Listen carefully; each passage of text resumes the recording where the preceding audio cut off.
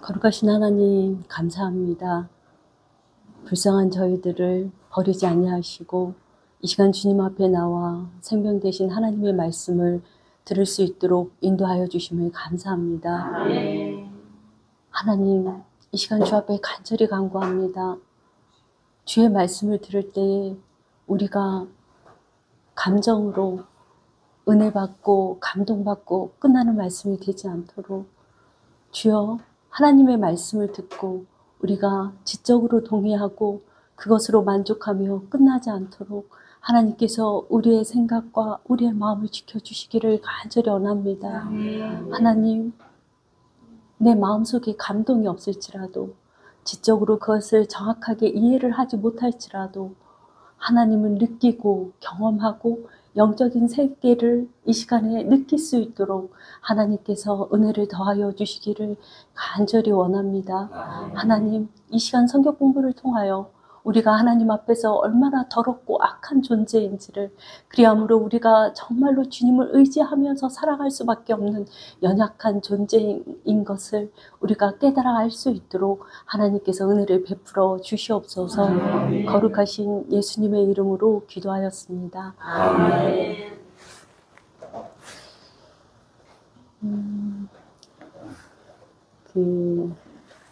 전에 말씀드린 것처럼 제가 진행하는 성경 공부는 좀 깊이 있게 다루기보다는 말씀을 연대기 순으로 이렇게 복음을 전하고 있고요.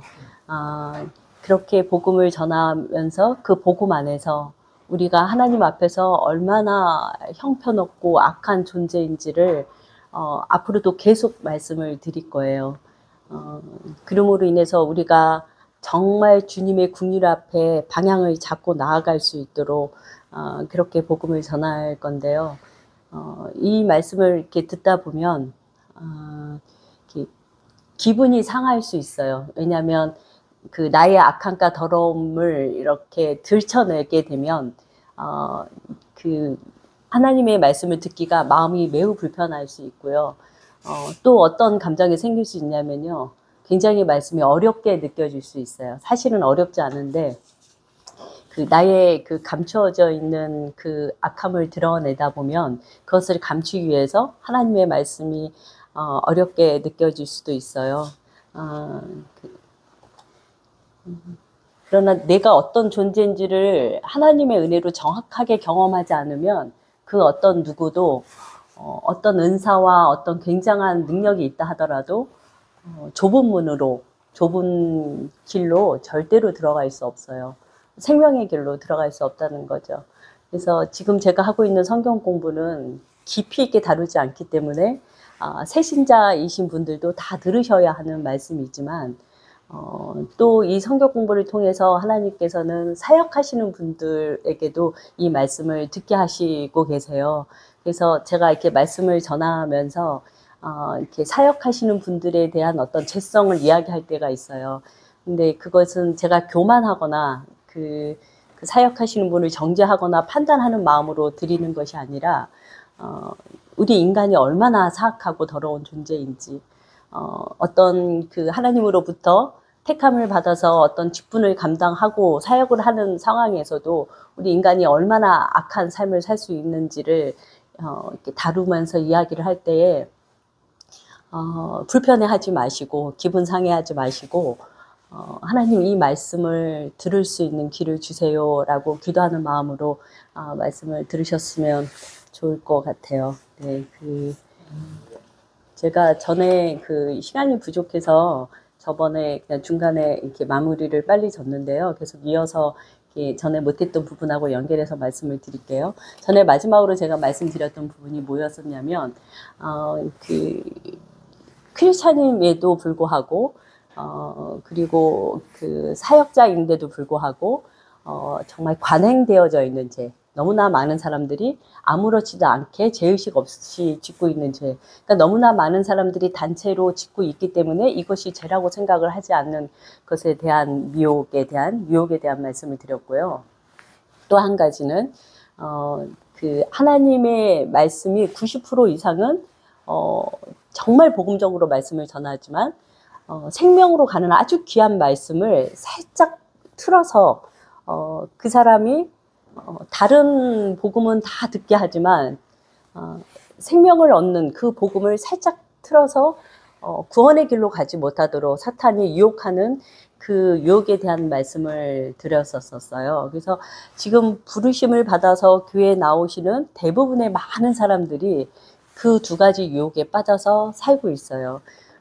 그러면서 우리 제 나이 이상 되신 분들은 다 아는 찬양일 텐데, 우리 예전에 80년도 때 많이 불렀던 찬양인데, 그런 찬양 있잖아요.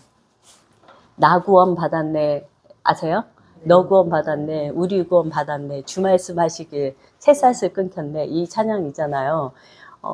그리고 이 찬양도 혹시 아세요? 000 나는 공주다. 모르죠? 알아요? 000 나는 공주다. 뭐 왕왕왕 나는 왕자다. 우리 이 찬양 예전에 많이 불렀었어요.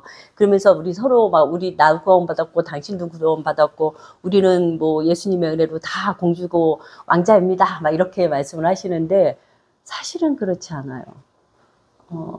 우리의 영적인 상태는요, 마귀의 자식이에요. 우리가 그런 찬양을 하고 그런 설교를 듣고 그렇게 생각한다고 해서 하나님의 자녀가 되는 거는 아니에요. 우리 그런 찬양도 많이 하잖아요. 당신은 사랑받기 위해 태어난 사람. 근데 이 세상에 살고 있는 대부분의 사람들이 99% 그 이상의 사람들이 사실은 구원 안에 들어가지 못하고 마귀와 함께 다 영원한 불못으로 들어갈 거예요. 하나님께 사랑받기 위해서 태어난 사람들이 아니라 진노의 자식으로 태어나요. 모든 사람들은 아주 예쁘고 귀한 그 갓난 아기로 태어나지만 하나님의 진노 안에서 태어나게 되죠.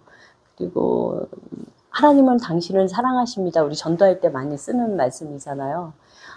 하나님은 당신을 사랑하십니다라는 말씀은 우리가 거듭났을 때에 적용되는 말이지, 하나님께서 이 세상에 태어난 모든 사람들을 사랑하지 않으세요. 그래서 제가 한 달 전인가 그 어떤 교회에 크게 프랭카드를 이렇게 붙여놓은 걸 봤는데 거기에 뭐라고 쓰여 있었냐면요, 당신이 주인공입니다 라고 쓰여 있었어요. 그래서 저는 그걸 보고 굉장히 놀랐어요. 얼마나 이단적인 이야기인지. 어떻게 당신이 주인공이 될 수가 있어요. 주인공, 주인이라는 거죠. 당신이 주인입니다. 굉장히 사단적인 이야기죠. 왜냐하면 사단이 그것을 하기 위해서 하나님을 대적했거든요. 자기가 주인이 되고 자기가 주인공이 되기 위해서 하나님의 자리에 앉으려고 했던 존재가 사단이죠. 교회에 그런 플랜카드를 붙여 있는 것을 보면서 이제 사람들은 그것을 보면서 마음이 기쁘겠죠. 아, 내가 주인공이구나 해서 그런 교회에 출석하기를 좋아하겠죠. 그러나 이거는 겉으로 보이기에 교회이지 하나님을 정말 대적하는 문구가 아닌가라는 생각이 들었었어요. 제가 이런 말씀을 들으면 사람들은 그런 얘기를 해요. 저는 예수님을 믿어요. 그러니까 지금까지 말씀하시는 거 무슨 말씀인지 알겠지만 성경에 예수 믿으면 구원을 받는다고 하니까 저는 예수를 믿으니까 구원받는 거 아닙니까? 라고 이야기를 해요. 맞죠. 성경에 예수 믿으면 구원받는다 이렇게 이야기가 나와 있죠. 그러나 이 믿음은요, 구원받는 믿음하고 달라요. 이제 오늘 성경 공부하면서 자세히 설명을 할 건데, 마치 이거는 뭐와 같으냐면요, 범죄하고 나서 아담이 자기 스스로 생각해서 무화과 나무 잎으로 자기 벌거벗은 몸을 가린 거와 같은 믿음인 거죠. 이것은 주님이 주신, 하나님이 주신 그러한 믿음이 아니죠. 지금 현재 우리 교회 다니고 있는 대부분의 사람들이 이렇게 다 넓은 길에서 살고 있어요. 그 안에서 신앙생활을 해요.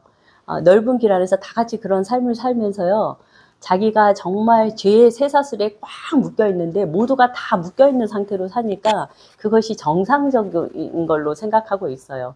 죄의 사슬로 꽉 묶여 있어서 영적으로 보면, 우리 지금 사슬에 묶여 있지 않지만 영적으로 보면 우리가 사탄이 준 죄의 사슬로 꽉꽉 묶여 있어서 우리 안에서 나오는 말과 행동과 생각과 이 모든 것들이 사단하고 동일한 악한 것으로 가득 차 있는데 그것을 분별하지 못하고 있죠.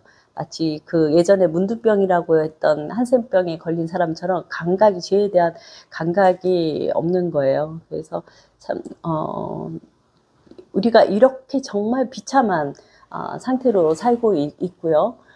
이런 비참한 우리의 상태에 압이 된 이런 비참한 상태로 우리를 이끌어가고 지금도 그 길로 우리를 쇠사슬로 꽉 묶어서 끌고 가고 있는 그 사탄에 대한 이야기를 성경은 어떻게 이야기하고 있는지 제가 잠깐 조금 핵심 부분만 이렇게 요약해서 좀 읽어 드릴게요.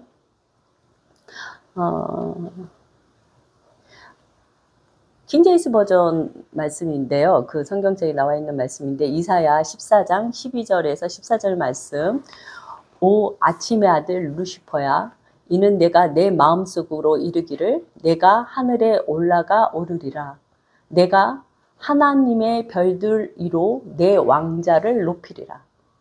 주인공이 되겠다는 얘기죠. 내가 북쪽의 옆면에 있는 회중의 산 위에 앉으리니 내가 구름들이 있는 높은 곳 위로 올라가 오르리라. 그러니까 하나님처럼 오르겠다는 얘기죠. 내가 지극히 높으신 이와, 여기서 지극히 높으신 이라는 말은 다시 얘기하자면 지존자를 얘기해요. 지존자는 하나님의 여러 이름 중에 한 이름이에요. 그러니까 하나님과 같이 되리라. 지극히 높으신 이와 같이 되리라. 하나님처럼 되리라 라고 이야기를 하죠. 그러니까 사탄은 자신이 피조물로 있지 아니하고 모든 것들을 창조하신 그 주인의 자리, 하나님의 자리에 있겠다고 이야기를 하죠. 하나님께서는 루시퍼가 이렇게 반역하는 모습을 보고 그에게는 긍휼을 베푸지 않으세요. 그리고 즉각적으로 하나님께서는 대응을 하셔요. 그래서 에스겔서 28장 15절에서 19절에 그 말씀이 나오는데 제가 16절 17절만 요약해서 읽어드릴게요. 내가 범죄하였도다. 너 지키는 구루바. 그러므로 내가 너를 더럽게 여겨 하나님의 산에서 쫓아냈고 내가 아름다움으로 마음이 교만하였으며 내가 영화로움으로 내 지혜를 더럽혔음이며 내가 너를 땅에 던져 열왕 앞에 두어 그들의 구경거리가 되게 하였도다. 그리고 계시록 12장 3절 4절 7절 9절 말씀을 요약해서 제가 읽어드릴게요. 하늘에 또 다른 이적이 보이니 보라, 한 큰 붉은 용이 그 꼬리가 하늘의 별 3분의 1을 끌어다가 땅에 던지더라. 하늘에 전쟁이 있으니 미가엘과 그의 사자들이 용과 더불어 싸울세 용과 그의 사자들은 싸우나 이기지 못하여 다시 하늘에서 그들이 있을 곳을 얻지 못한지라. 큰 용이 내쫓기니 옛뱀 곧 마귀라고도 하고 사탄이라고도 하며 온 천하를 꿰는 자라. 그가 땅으로 내쫓기니 그의 사자들도 함께 내쫓기니라. 그래서 이 땅에는 지금 사탄과 그와 함께 내쫓긴 타락한 천사들이 이 땅에서 자기들의 이렇게 일들을 하고 있죠. 여기에 보면 9절 말씀에 마귀라고도 하고 사탄이라고도 하고라는 말씀이 나오는데 마귀는 거짓말하는 쟁이, 참소하는 자, 이간하는 자의 의미를 가지고 있어요. 그리고 사탄은 대적하는 자, 원수의 의미를 가지고 있는데 우리가 이렇게 주변에서 보면 거짓말을 아주 쉽게 하시는 분이 계세요. 저도 아는 어떤 목사님이신데 거짓말을 아무렇지도 않게 하시는 분이 계세요. 그러니까 굳이 거짓말을 안 해도 되는 대화에서도 그냥 아무렇지도 않게 입에서 자연스럽게 거짓말이 나오세요. 그러니까 처음에는 거짓말인지 아닌지 분별이 안 돼요. 너무나 자연스러우니까 그냥 일상적으로 늘 쓰니까. 근데 나중에는 진짜인 말이 분별이 안 되는 거예요. 늘 거짓말을 하시니까. 근데 이거는 너무나 심각한 거가요. 사탄에게 완전 잡혀 있는 거예요. 그러니까 그런 어떤 감각이 없는 거죠. 죄에 대한 어떤 감각.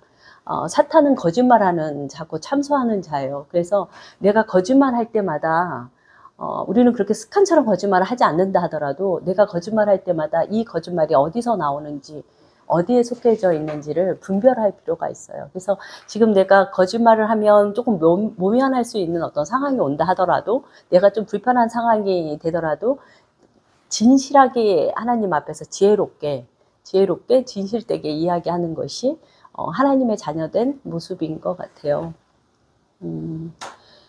이 악령들과 사탄은 마지막 심판 때에 영원한 불못에 던져질 거예요. 계시록 20장 10절에 이런 말씀이 나와 있고요.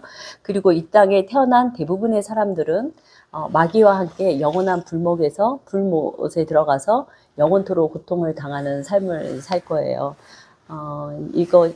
지금까지 말씀이 저번 주에 제가 말씀을 전해야 되는 건데 시간이 부족해서 못 전했던 거고요. 오늘은 이제 아담에 대한 이야기를 좀 나눌 건데요.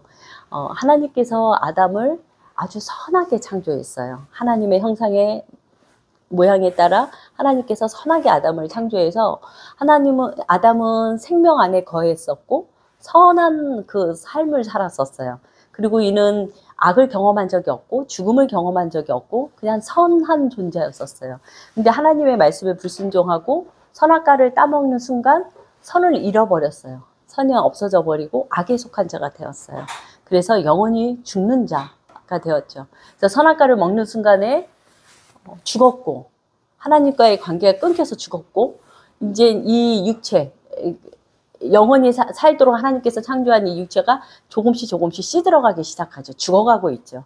그리고 육체와 영혼이 분리되는 순간에 마귀와 함께 영원한 불못에 빠져서 영원한 죽음을 죽을 수밖에 없는 그런 전적인 타락한 존재가 되어버렸어요.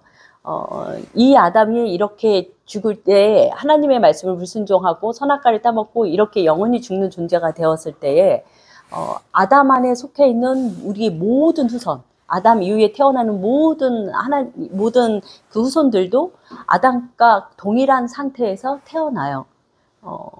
그래서 자기가 아무리 나는 그곳에서 선악과를 따먹지 않았다 하더라도 저번 주에 제가 말씀드린 것처럼 뱀의 새끼는 뱀의 알을 낳을 수밖에 없고 독수리는 독수리의 알을 낳을 수밖에 없는 거죠. 그래서 우리가 아담의 후손이기 때문에 우리는 모두 그렇게 태어날 수밖에 없죠. 그래서 한번 예를 들어서 말씀드려 볼게요. 뱀이 나는 뱀으로 사는 게 태어나 보니까 뱀인 거예요. 그래서 자기는 너무나 뱀으로 사는 게 싫은 거예요. 그래서 사람이 되려고 뱀이 착하게 살았어요. 그래서 막 쥐도 안 잡아먹고 막 그 식물만 먹고 이렇게 거룩하게 살려고 애를 쓰고 노력했어요. 그러면 그 뱀이 사람이 되나요? 뱀은 뱀인 거죠.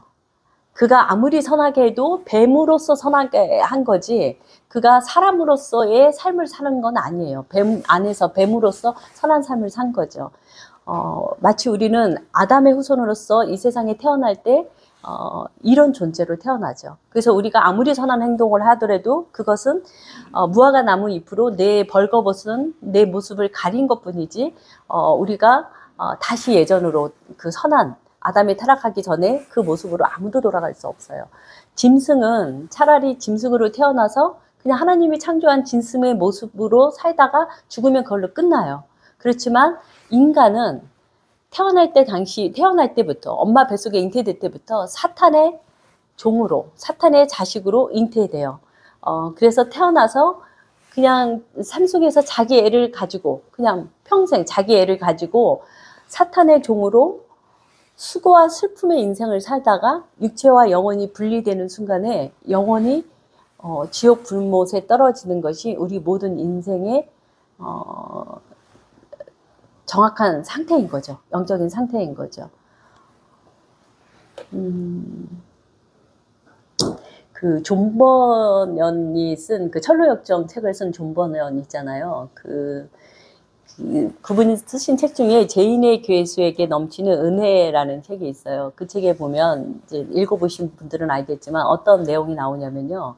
존 버년이 거듭나기 전에 예수를 믿었지만 예수님의 존재를 알고 그가 예수를 믿었지만 자기가 거듭나지 않은 걸 안 거예요. 지적 동의를 하고 그분을 믿었지만 자기가 완전히 거듭나지 않았다는 걸 알았을 때 이분이 굉장히 고통스러워하고 괴로워하면서 어떤 말씀을 하시냐면 개나 말의 처지가 되었으면 좋겠다. 그들은 그렇게 태어나서 죽으면 끝나지만 자기는 영원한 하나님께서 택하신 자가 아니라면 자기는 육체와 영혼이 분리되면 영원히 지옥에 가서 살아야 될 존재이기 때문에 그것이 너무나 두렵고 무서워서 차라리 개나 말의 처지가 되는 것이 나와 좋았겠다라고 얘기할 정도로 그 존 버년은 괴로워했었었죠.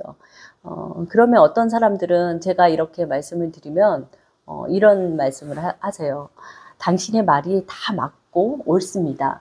그러나 나는 하나님의 부르심을 받아서 교회에 나왔습니다. 그리고 저는 복음을 들었습니다. 그래서 그 복음을 듣고 제가 마음에 믿었고, 그리고 제가 그 말씀에, 하나님의 말씀하신 그 복음에 순종하면서 살았습니다.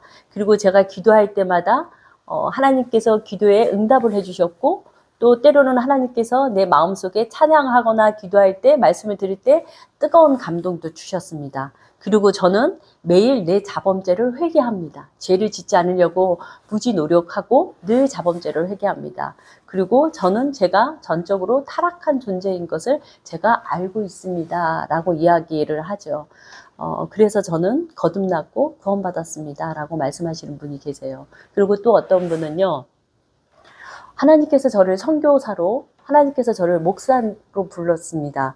내가 구원받지 않았다면 어떻게 저를 목사로 세우셨겠습니까? 하나님께서 저를 부르셔서 목사 안수를 주셨다는 것은 제가 구원받았다는 뜻이 아닙니까? 그러므로 나는 구원받았습니다. 라고 이야기를 하세요. 이런 사람들에게요, 심판날에 주님은 이렇게 말씀하실 거예요. 나는 너를 처음부터 몰랐다. 불법을 행한 자들아, 너희 압이 마귀를 위해 준비된 영원한 불못으로 들어가라. 라고 말씀하실 거예요. 왜 그러는지 계속 이야기를 나눠볼게요. 분명히 이분들이 말씀하신 내용은 맞아요. 하나님께서 부르셔서 교회도 나왔고, 하나님께서 부르셔서 선교사로 해외로 내보내거나, 또 우리나라에서 또 선교사를 부르셔서 사역을 하게 하기도 하시죠. 그리고 목사의 안수도 하나님께서 부르셔서 주신 게 맞아요. 그러나 이것은 하나님께서 부르셔서 이분들에게 특별하게 내려주신 어떤 은혜이지, 이것이 구원은 아니라는 거예요. 그러니까 이분들이 받은 것은 구원받는 은혜도 아니고 구원받는 믿음도 아니라는 거예요. 생명으로 인도되어지는 그 은혜가 그 믿음이 아니라는 거예요. 사랑이 많으신 하나님께서 자기 애가 가득 차 있는 사람에게 하나님께서 그냥 부르시고 그 사람에게 어떠한 은혜를 하나님께서 베푸신 거예요. 특별한 은혜를 베푸신 거예요. 마치 하나님을 알지 못하는 세상 사람들이 사랑이 많으신 하나님께서 베풀어 주신 것들을 그냥 누리는 것들이 참 많죠. 공기도 누리고 지내고요. 본인이 그거를 돈 주고 사지 않죠. 그리고 햇빛도 그 외에 하나님께서 무료로 주심으로 인해서 누리는 것들이 세상 사람들에게 많아요. 그러면 사랑이 많으신 하나님께서 누리도록 사랑을 베푸셨으니까 세상 사람들이 구원받은 건가요? 전혀 그렇지 않잖아요. 마치 하나님께서는 사랑의 하나님이신 그분의 성품으로 세상에 살고 있는 많은 사람들 중에서 왜 그 사람을 불렀는지는 우리가 알 수는 없지만 하나님께서 부르셔서 어떤 하나님의 말씀을 들을 수 있는 기회를 주시기도 하시고, 그래서 그걸 듣고 어떤 사람은 못 알아듣고 어떤 사람은 하나님께서 알아들을 수 있도록 은혜를 베풀어 주세요. 그래서 지적인 동의를 하기도 하죠. 그리고 때로는 성령님께서 일시적인 어떤 감동을 주셔서 은혜를 받고 어떤 다짐도 하고 눈물도 흘리고 회개도 하고, 그리고 이렇게 많은 그런 경험들을 할 수 있도록 하나님께서 은혜를 베풀어 주세요. 그러나 이것은 구원받는 은혜가 아니라 그냥 사랑이 많으신 하나님께서 베푸시는 특별한 은혜라는 거죠. 성경에는 이와 같은 상황에 이렇게 있었던 사람들이 참 많아요. 몇 사람만 이야기를 하자면 가인도 그랬고요. 롯의 아내도 그랬고요. 그리고 가룟 유다는 예수님이 직접 부른 제자예요. 그도 구원받지 못했죠. 그리고 사도행전 8장에 나와 있는 시몬은 복음을 듣고 은혜를 받아서요, 침례까지 받아요. 근데 이도 구원을 받지 못하죠. 그리고 부자 청년도 정말 종교 행위를 완벽하게 했던 청년이에요. 그리고 주님을 만나서 거듭남에 대한 이야기를 나누는데 끝내 이도 구원을 받지 못하죠. 그리고 애굽에서 나온 이스라엘의 민족들도 대부분의 그 20세 이상 되는 사람들은 다 멸망하게 되죠. 그래서 성경에서는 하나님께서 특별히 내려주신 그 은혜가 구원의 은혜가 아니라는 것에 대해서 수도 없이 많은 예를 통해서 하나님께서는 말씀하고 계세요. 육체 안에서 자기 애로 가득 차 있는 사람에게 베푸시는 하나님의 은혜인 거죠. 지적 동의와 어떤 감동은. 그래서 하나님께서는 그 엘리 제사장도 부르시고 세우신 것처럼 신약시대 때 바리새인들과 사두개인들도 구원받지 못했지만 부르셔서 하나님 쓰신 것처럼 얼마든지 교인으로 부를 수 있고 선교사님으로 부를 수 있고 목사님으로 부를 수 있으세요. 엘리 제사장을 하나님이 세우신 분이시잖아요. 그래서 이런 그 어떤 지적인 동의와 감정으로 그 내 몸을 불사르게 내어주는 어떤 종교의 최고의 행위를 한다 하더라도 우리는 하나님의 자녀로 거듭남에 가는 길로 갈 수 없는 멸망의 자식인 거죠. 이것이 우리의 영적인 현실인 거죠. 우리가 이렇게 비참하고 절망적인 사람이에요. 마가복음 10장에 보면 부자 청년 이야기가 나오는데 그 부자 청년이 예수님하고 이야기를 나누고 근심하면서 떠나가죠. 그런 다음에 제자들에게 예수님이 이런 말씀을 하세요. 24절에 얘들아 하나님의 나라에 들어가기가 얼마나 어려운지 이런 말씀을 하세요. 근데 지금 교회에서는 뭐라고 이야기하고 있냐면 예수 믿으세요. 그럼 구원 받아요. 그러고 간단하게 이야기하죠.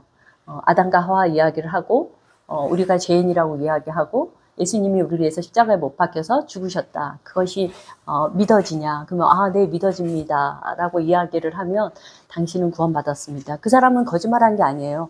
진짜 그렇구나 라고 하나님께서 아까 제가 말씀드린 것처럼 하나님께서 특별하게 베푸신 은혜로 지적으로 이해가 됐고 그게 마음의 감동이 됐어요. 그래서 믿어집니다 라고 말씀을 드렸어요. 그런데 성경에서 얘기하고 있는 예수 믿으면 구원 받는다라는 말씀이 성경에 나와 있어요. 예수 믿으면 구원 받는다는 말씀은 그런 의미로 말씀하지 않으셨어요. 성경에서 예수 믿으면 구원 받는다는 말씀은 그냥 지적으로 동의하는 것이 아니라 내가 얼마나 추하고 더러운 존재인지를 하나님의 생명의 빛이 비춰주셔서 그것을 경험으로 알고 그것을 알아야 주님께서 십자가에서 못 박혀서 죽으신 그 은혜를 진짜로 알게 돼요. 그러니까 그냥 인정해. 예수님이 나를 위해서 십자가에 못 박혀 죽으셨어. 알아가 아니라 그분이 나를 위해서 나 같은 죄인을 위해서 십자가에 못 박혀 죽었구나. 이것이 경험으로 그러니까 감정이 아니라 그 영적인 세계가 경험이 되어지는 거죠. 예수 믿으면 구원받는다는 이야기가 그걸 얘기하고 있는 거지 듣고 이해하고 어떤 감동을 이야기하는 게 절대로 아니라는 거죠. 그래서 예수 믿으면 구원받습니다라는 말씀은 맞는 말이지만 지금 교회에서 이야기하고 있는 거는 성경하고 다른 의미로 이야기하고 있다라는 거죠. 그래서 제자들이 그러면 누가 구원을 얻을 수 있습니까? 라고 물어봐요. 왜냐하면 그 부자 청년은 정말 완벽하게 종교 행위를 했던 사람이었었거든요. 그러니까 주님이 이런 말씀을 하세요. 사람으로는 할 수 없으되 절망이죠. 우리 인간이 그 어떤 노력으로 내 몸을 불사르게 내어주고 내 재산을 다 팔아서 가난한 사람들에게 다 나눠줘도 어떤 선한 행위를 해도 뱀이 아무리 선하게 살아도 뱀으로 살 수밖에 없는 것처럼 우리는 우리의 힘으로는 사람의 힘으로는 할 수 없는 거죠. 사람으로는 할 수 없으되 하나님으로는 그렇지 아니하니 하나님으로서는 다 하실 수 있느니라. 이것이 구원의 기쁜 소식이에요. 잠깐 볼게요. 부자 청년은 자기 애가 가득 차 있었어요. 종교 행위를 완벽하게 했지만 자기 애로 가득 차 있어서 뭘로 그것이 열매를 맺었냐면 재물이에요. 그래서 자기 애가 가득 차서 이 부자 청년은 재물이 우상이었었어요. 우리 인간은 태어나면 다 자기 애를 가득 채워져 있는 상태로 죽을 때까지 사는데요. 그 애로 인해서 나타난 열매는 다 달라요. 어떤 사람은 재물이고, 어떤 사람은 권력이고, 어떤 사람은 자, 저 사람 정말 너무 착해. 진짜 법 없이 살 사람이라는 그 소리를 듣는 것으로 자기 애를 채우시는 분이 있고요. 저 사람 믿음이 너무 좋아. 저 사람은 이렇게 사는 사람이야. 막 40일 금식을 몇 번을 했고, 막 이렇게 가난한 사람을 도와줬고, 저 사람 믿음이 너무 좋아. 이 얘기를 듣는 것이 너무나 만족스럽고 기뻐서 그 자기애를 가지고 사는 사람도 있어요. 그렇게 자기애가 가득 차 있는 사람은 주인이 바뀌지 않았기 때문에 이 사람에게는 아무리 종교 행위를 잘해도 구원이 없는 거죠. 그러면 거듭난 사람은 그러면 다 가난하게 살아야 되나요? 제가 말씀드려 볼게요. 거듭난 사람은요, 부자가 없어요. 거듭난 사람은요, 가난한 사람이 없어요. 무슨 말씀이냐면요, 거듭난 사람은요, 주님하고 하나가 됐어요. 그래서 주님의 것이 된 거예요.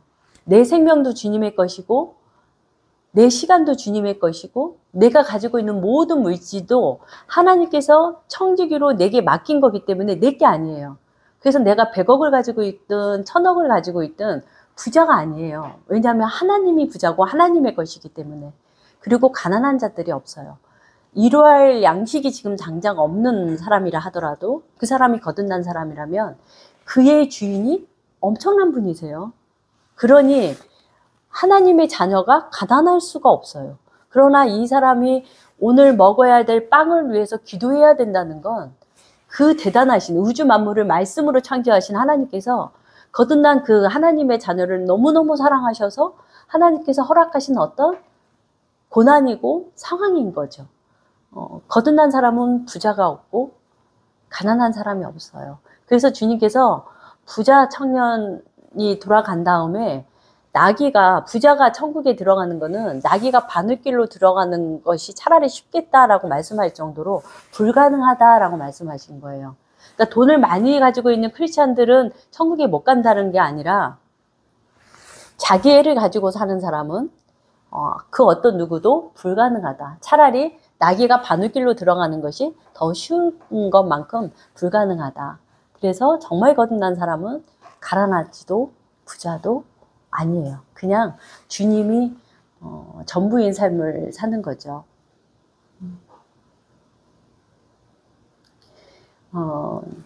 우리 인간으로서는 아무리 노력해도 할 수 없지만 하나님으로서는 다 하실 수 있는 그 하나님께서 우리의 구원을 위해서 어떻게 일을 진행하시는지 한번 이야기를 나눠볼게요. 그리고 하나님 그분은 어떤 분이신지 한번 얘기를 나눠볼게요. 하나님은 시편 89편 14절에 공의와 정의가 주의 보좌의 기초라 말씀을 하세요. 그러니까 모든 피조물은 하나님께서 완전한 공의와 정의를 행하시는 것을 찬양하고 경배해야 돼요. 하나님의 공의와 정의를.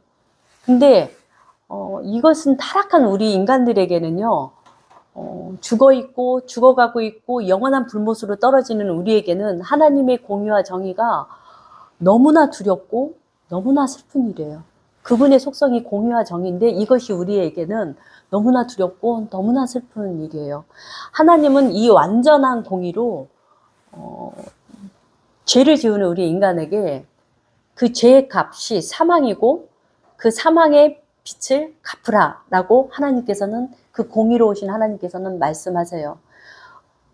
그러나 이 하나님께서는 완전한 공의의 하나님이시지만 또 완전한 사랑의 하나님이세요. 하나님의 그 본질은 사랑이세요.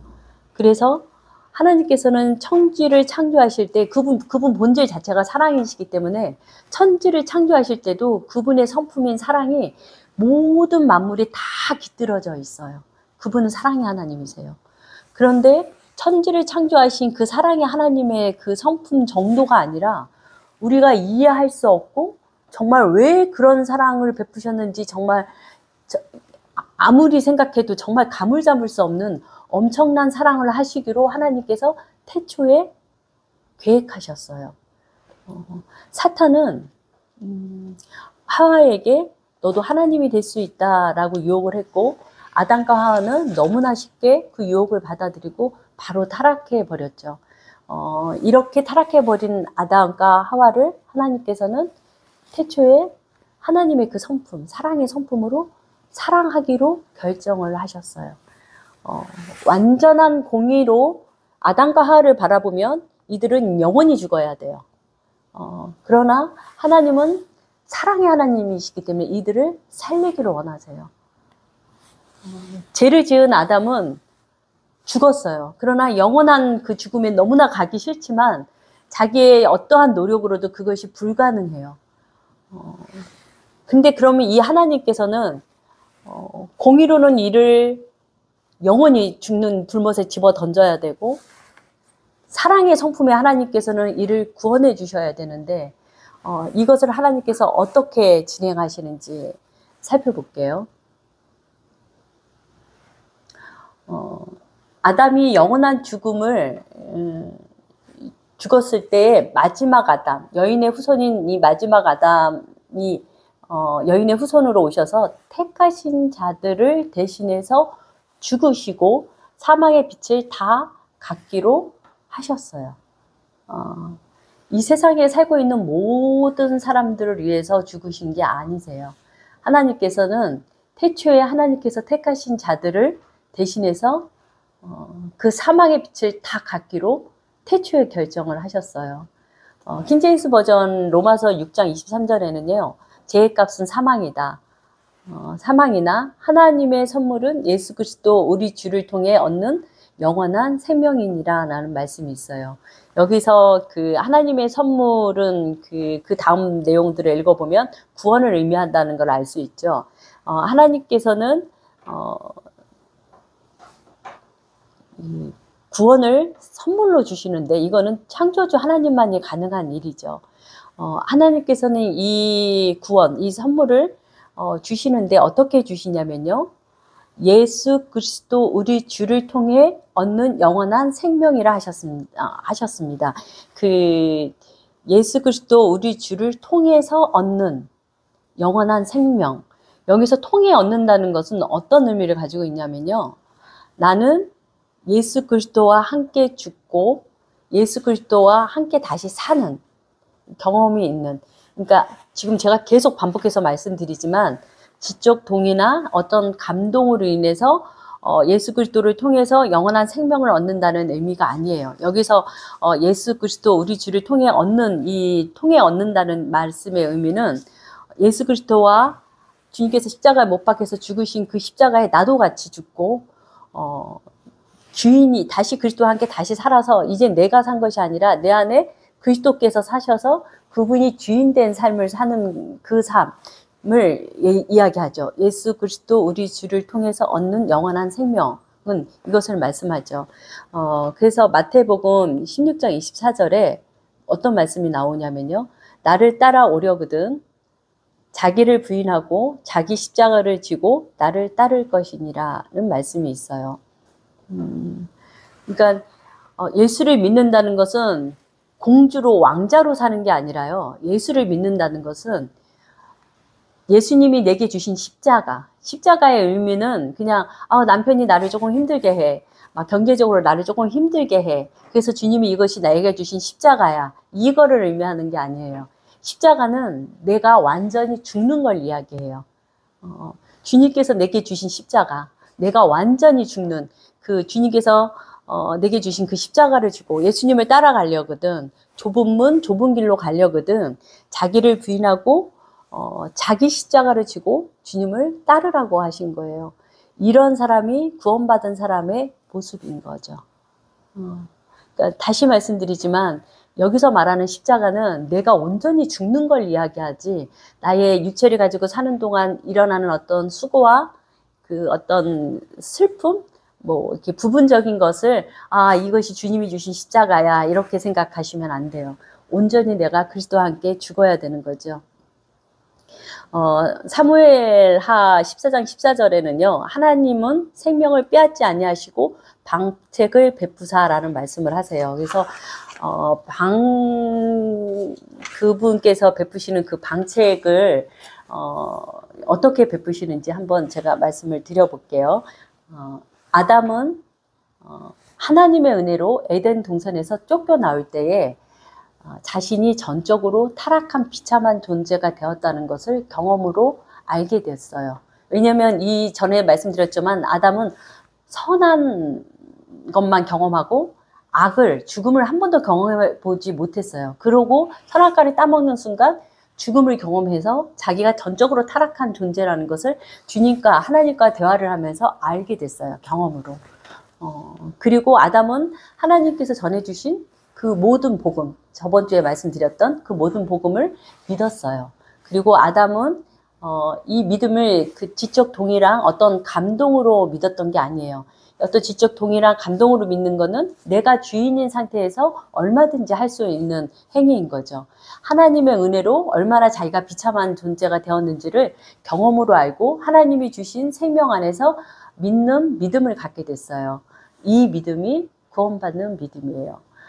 아담은 여인의 후손으로 창조주 그 예수 그리스도께서 이 땅에 오셔서 아담은 이걸 믿은 거예요. 여인의 후손으로 창조주 예수 그리스도께서 이 땅에 오셔서 속죄, 죄를 덮어주실 거고 여인의 후손이 예수 그리스도께서 오셔서 대속, 우리의 모든 죄를 모든 형벌, 모든 죄를 대속해 주실 것을 믿었어요. 하나님께서 더 이상 아담에게 죄를 찾지 않는다는 것을 하나님께서 주신 그 믿음을 가지고 짐승을 잡아서 피의 제사를 드린 거예요. 그래서 구약에 드려진 모든 제사는 지금 제가 말씀드린 것처럼 아담이 가졌던 이 믿음으로 피의 제사를 지낸 거예요. 하나님은 완전한 대속, 속죄가 이루어질 때까지 그 피의 제사를 하라고 하나님께서 명하셨고 예수 그리스도께서 십자가에서 죽으실 때까지 그들이 믿음으로 드리는 짐승의 이 피의 제사를 받으셨어요. 이 짐승의 제사가 실제로 우리 인간의 죄를 대속하거나 속죄할 수는 없지만 이 제사를 드리는 사람들은 주님께서 이렇게 제사를 지내라고 하시는 그 말씀을 듣고 믿음으로 나의 더러운 죄로 이 죄가 없는 이 짐승이 나의 죄 때문에 이렇게 비참하게 대속물로 죽어야 되는구나. 그리고 하나님의 때가 되면 여인의 후손인 하나님이신 예수 그리스도께서 대속의 은혜와 또 내가 지은 이런 모든 죄의 값을 지고 그분께서 이 모든 사망을 믿음으로 그 죄의 값을 지고 그분이 죽으시고 부활하실 것을 믿음으로 고백하면서 이 제사를 드렸던 거예요. 그러면 하나님께서는 이 제사를 보시고 하나님의 법이 공의롭게 진행되었구나 하면서 만족해 하시는 거죠. 이것 또한 하나님의 크신 사랑이신 거죠. 아담은 이 복음을 이렇게 믿음으로 제사를 지내면서 이 복음을 자녀들에게 가르쳐 줬어요. 하나님께서 주신 이 복음을. 그래서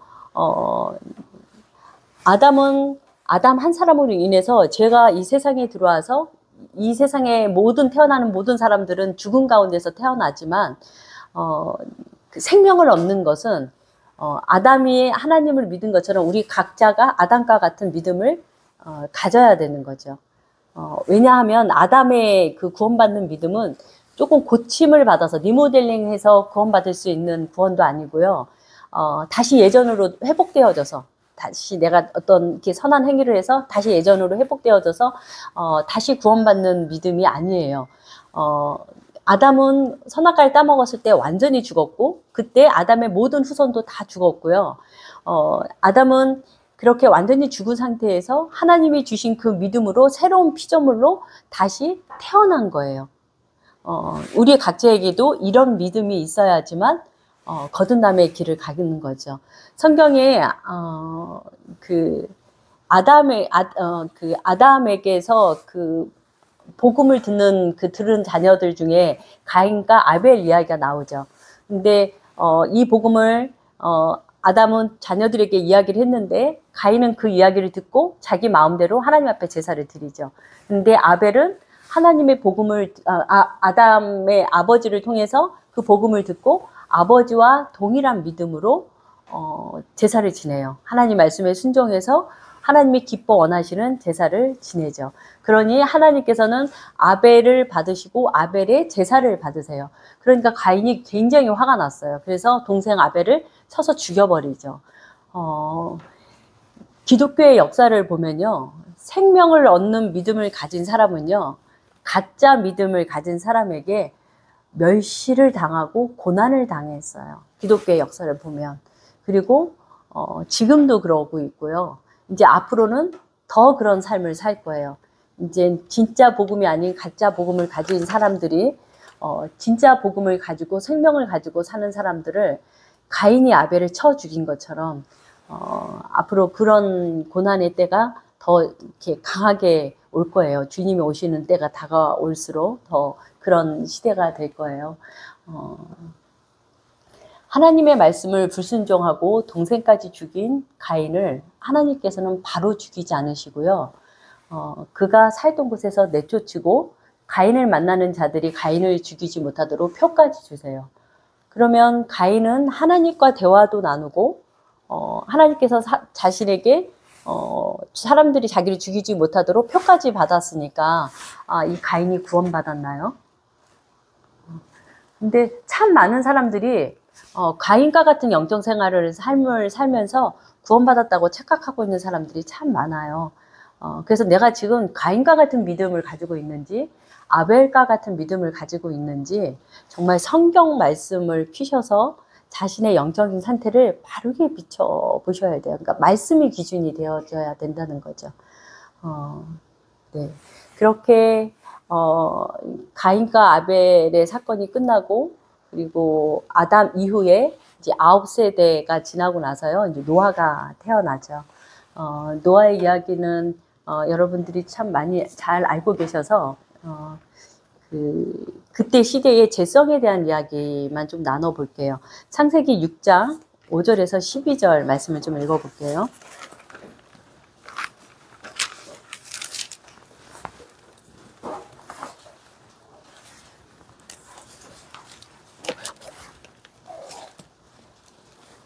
다 같이 5절부터 12절 읽어볼게요. 시작. 여호와께서 사람의 죄악이 세상에 강함과 그 가운데 생각의 모든 계획이 항상 발군을 보시고 땅 위에 사람 지으셨음을 한탄하사 다음에 근심하시고 가라사대 나의 창조한 사람을 내가 지면에서 쓸어버리되 사람으로부터 육축과 기는 것과 공중의 새까지 그리하리니 이는 내가 그것을 지었음을 한탄함이니라 하시니라.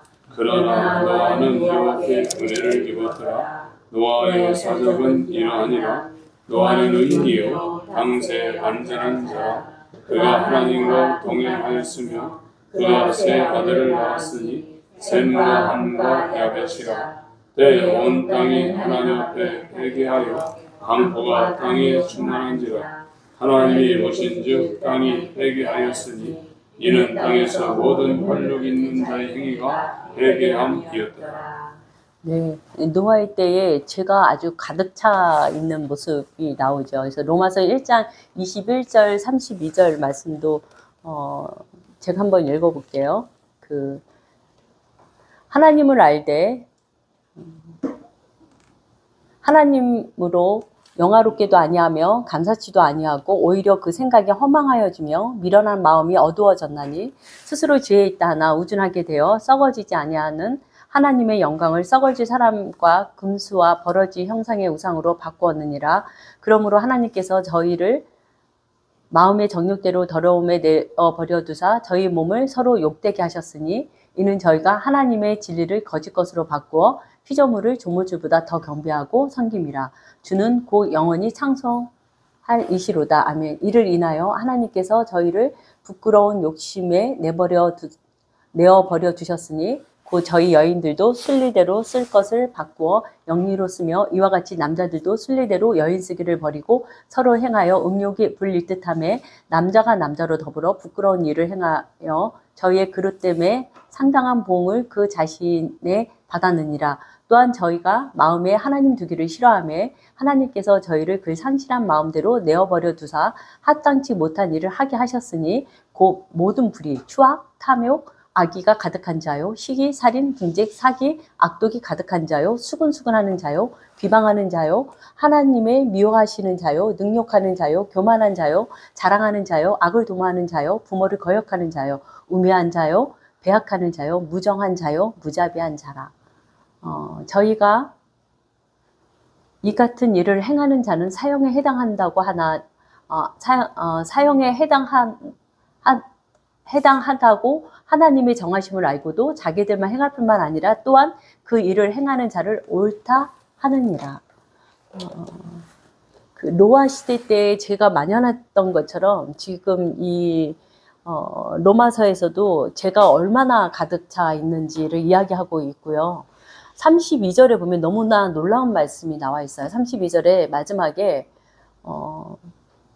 하나님의 이게 사형에 죽을 죄라는 것을 사형에 해당하다고 하나님의 정하심을 알고도 모르는 게 아니에요. 사형에 해당하는 영원한 죽음에 해당하는 죄라는 것을 알고도 자기들만 행할 뿐만 아니라 영원히 죽을 죄라는 것을 하나님이 그렇게 말씀하신 것을 알고서도 자기만 행할 뿐만 아니라 그를 행하는 자들을 다 옳다라고 한대요. 죄가 얼마나 심각한 건지 느껴지세요?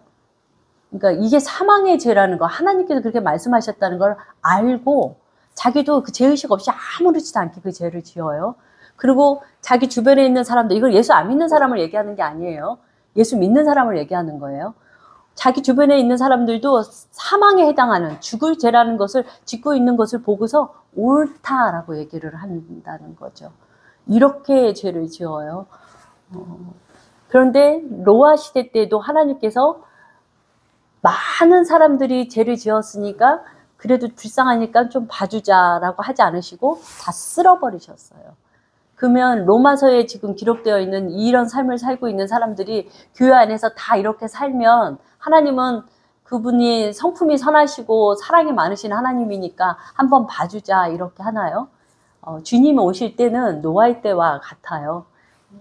그러니까 많은 사람이 지었다고 해서 하나님께서 긍휼히 여기시는 게 아니라 그때도 하나님께서 노아의 시대 때처럼 다 쓸어버리실 거예요. 그 노아의 때에 그렇게 죄가 가득할 때에 유일하게 한 사람만 하나님께 은혜를 받아요. 이 사람이 태어날 때 선하게 태어나서 은혜를 받은 게 아니라 하나님의 절대 주권으로 노아라는 사람에게 은혜를 베푸세요. 그래서 이 노아는 그 당시에 완전한 자로 살 수 있게 됐었고요. 하나님과 동행하는 삶을 살았어요.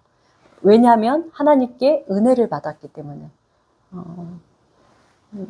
그래서 이 노아만 하나님께서 노아의 방주를 지어서 그의 8가족만 하나님께서 생명을 보존하게 하시고 그 죄를 지었던 모든 사람들은 다 하나님께서 쓸어버리는 것을 여러분들이 성경을 통해서 읽어서 아실 거예요.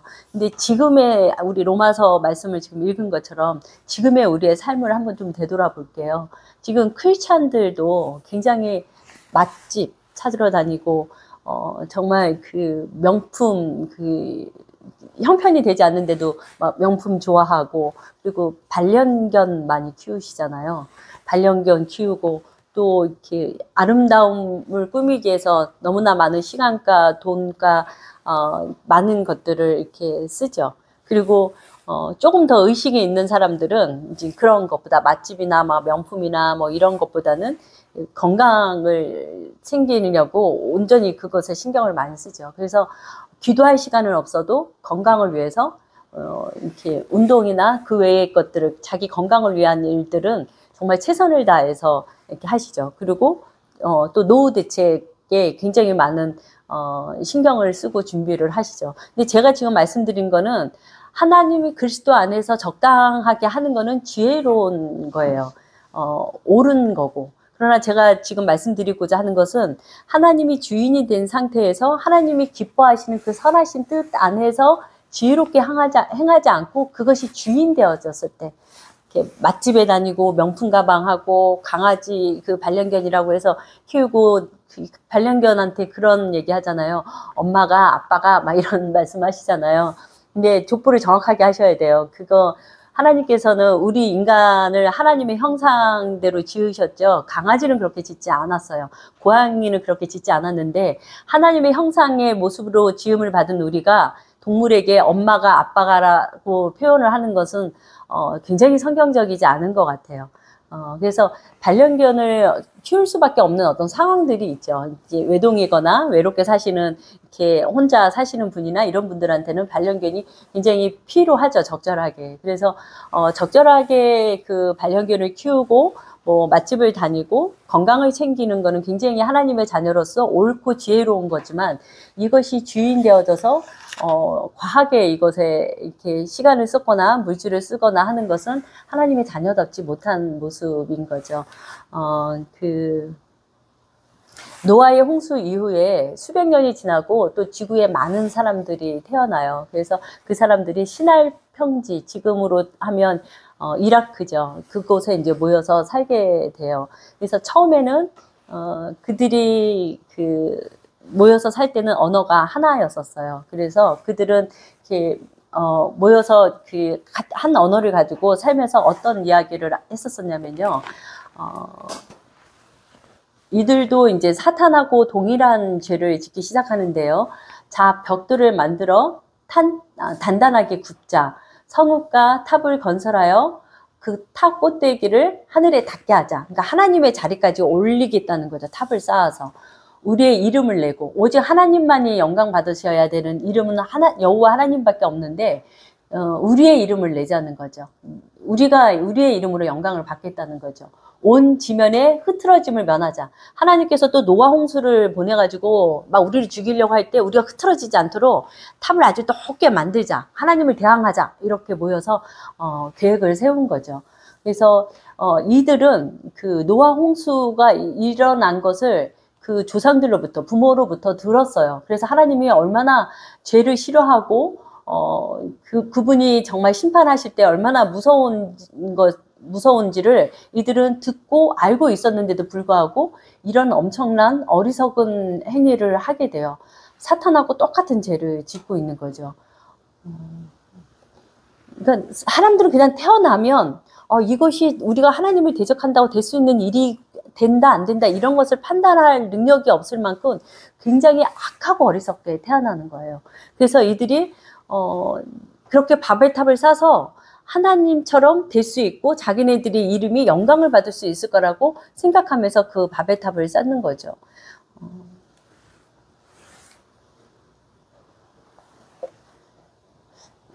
그러면 어떤 사람은 이렇게 이야기할 수 있을 것 같아요. 저는 하나님처럼 되려고 생각한 적이 한 번도 없는데요. 그러니까, 모든 사람들은 다 하나님처럼 사탄이 지은 짓처럼 태어날 때 그런 마음을 가지고 태어난다고 하는데, 저는 살면서 한 번도 제가 하나님처럼 되려고 마음을 먹은 적이 한 번도 없어요. 라고 물어보는 사람이 있을 것 같아요. 그러나, 피조물이요. 하나님이 없이 사는 것. 하나님이 주인 되지 못하고 내가 주인 돼서 사는 그 삶 자체가 내가 하나님이 되려고 하는 거하고 영적인 상태가 동일한 거예요. 그냥 내가 하나님이 되고자 하는 삶 안에서 살고 있으니까 못 느끼는 거예요. 그냥 그 안에서 살고 있기 때문에. 그래서 바벨탑을 쌓고 있는 사람들의 모습을 우리가 제3자 입장에서 보면은 굉장히 웃기잖아요. 사람들이 모여서 우주 만물을 말씀으로 창조하신 그 하나님을 사람들이 모여서 이렇게 바벨탑을 쌓는다고 해서 그분을 대적할 수 있는 행위가 아닌데도 불구하고 그런 행위를 하죠. 이런 어리석은 짓을 하고 있는 그 사람들을 향해서 하나님께서는 언어를 혼잡하게 하시고 이들을 흐트러 버리세요. 그러니까 서로 대화가 되지 않도록 그렇게 흐트러 버리시죠. 이 바벨탑 시대 때에 이 어리석게 행동했던 이 모습, 이 악한 그 하나님이 되고자 하는 이 악하고 어리석은 모습이 지금 21세기를 살고 있는 우리들에게는 없는지 한번 생각해 볼 일인 것 같아요.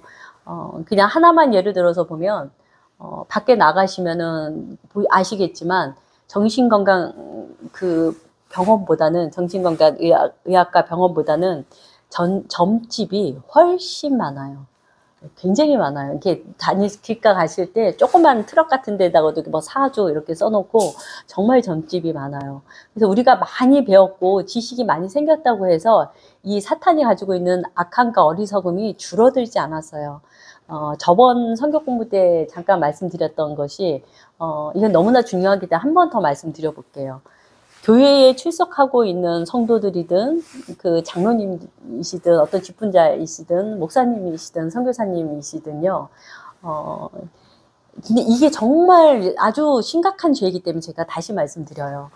그 동남아나 또 다른 그 해외에 나가서 그 이성에게 마사지 받는 거 있잖아요. 근데 그것이 그렇게 더러운 죄라는 거를 모르세요. 아주 심각한 죄인데도 그냥 다 같이 늘 하고 있기 때문에 그 죄가 그렇게 더럽다고 생각을 다 같이 하고 있기 때문에 안 하셔요. 그리고 오랜 세월 늘 그런 삶을 사셨기 때문에. 그러나 제가 반복해서 오늘 말씀을 드렸지만 그곳에 들어가셔서 오일 마사지를 받으시고 즐기셨어요. 제가 이렇게 충분한 근거를 가지고 말씀드리는 거예요. 성적인 행위를 충분히 즐기시고 나오셔서 괜찮아, 나는 그냥 마사지를 받고 나온 거야. 자기가 스스로 그렇게 생각을 하면 성적인 죄가 없어지나요? 그렇지 않죠. 그리고 내가 그렇게 그냥 목사님들이 다 같이 가셔서 그런 그 오일 마사지를 이성에게 받고 충분히 성적으로 쾌감을 느끼고 즐기고 막 그 이상의, 지금 제가 여기서는 자세하게 말씀을 못 드리지만 충격적인 얘기가 정말 많더라고요. 근데 그런 것들을 다 즐기고 나오셔서 그냥 거룩한 사람인 척 하시면서 아우 목사님 뭐 이렇게 얘기하시면 그냥 거룩한 사람으로 바뀌나요? 하나님께서 죄라고 하셨는데 변명을 하면 그것이 죄라고 제가 말씀을 드렸는데 못 알아들으시더라고요. 그래서 나름대로 변명이 있으세요. 그렇게 변명을 하면 제가 아닌 게 되나요? 그러면서 오히려 그것이 좋은 거라고 이야기를 하시더라고요. 아까 제가 말씀을 읽은 것처럼 하나님이 사망이라고 말씀을 했는데 그것을 알고도 자기도 그 죄를 짓고 그 죄를 같이 짓고 있는 사람들이 그냥 좋은 걸로 이렇게 이야기를 하시더라고요. 인간은 이렇게 악하고 이렇게 어리석어요. 하나님은 우리가 다 이렇게 생각하고 있다고 해서 눈을 감아주시거나 없었던 일로 하시지 않으세요. 반드시 노아 홍수 때처럼 다 쓸어버리는 때가 분명히 올 거예요. 주님은 심판 때에 이들을 향해서 바리새인들에게 말씀하신 것처럼 이렇게 말씀하실 거예요. 마태복음 23장 33절 말씀인데요. 벤들아, 독사의 새끼들아, 너희가 어떻게 지옥의 판결을 피하겠느냐. 예수님께서 기분이 나빠서 이렇게 말씀하신 거 아닌 거 아시죠? 예수님이 지금 화가 나가지고 감정적으로 욕을 하고 계시는 게 아니세요. 이렇게 독사의 새끼들아 이렇게 욕을 하시는 게 아니에요. 그냥 그 사람의 영적인 상태를, 사실을, 팩트를 말씀하시고 계시는 거예요. 회칠한 무덤 같으니 겉으로는 아름답게 보이나 그 안에는 죽은 사람의 뼈와 모든 더러운 것이 가득하도다. 이것은 거듭나지 않은 모든 사람들의 영적인 상태예요.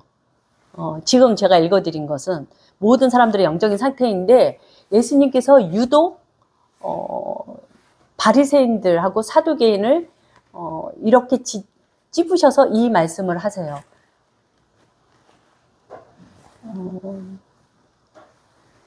영적 지도자이신 분들이 짓는 죄는 하나님을 믿지 않는 사람이거나 평신도들이 짓는 죄하고는 하나님께서 요구하는 죄의 값이 다를 거예요. 그러니까 하나님을 두려워하실 줄 알아야 된다는 거죠. 예. 우리에게 많은 것을 주셨으면 하나님께서 더 많은 것을 요구하실 거예요. 그 사도행전, 시간이 좀 지났는데 죄송해요. 사도행전이 너무나 중요한 말씀이라서 한번 읽어볼게요. 사도행전 11장 18절 말씀을 다 찾아서 한번 읽어볼게요.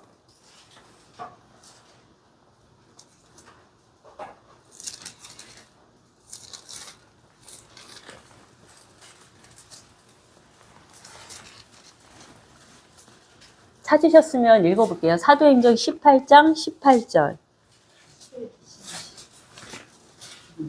사도행전 11장 18절. 11장 18절.